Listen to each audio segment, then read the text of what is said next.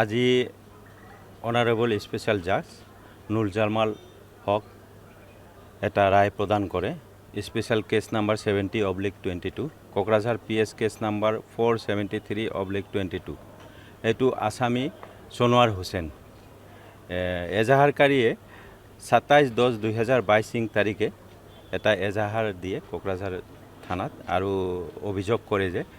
তেওঁৰ ভাতিজী ছোৱালী 17 বছৰ বয়সৰ আসামীয়ে বিয়াৰ প্ৰলোভন দেখুৱাই দীৰ্ঘদিনৰ পৰাই ধৰ্ষণ কৰি আহিছে আৰু যাৰ ফলত সেই সময়ত 5 মাহৰ গৰ্ভৱতী হৈছিল। আজি আদালতে সকলো কেছটো শুনানিৰ পিছত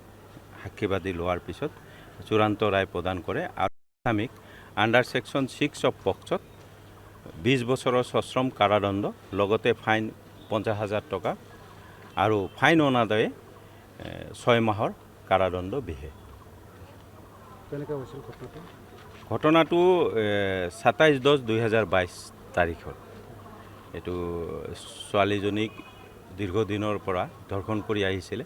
বিয়াৰ প্ৰলোভন দেখুৱাই যাৰ ফলত গৰ্ভৱতী হৈছিল।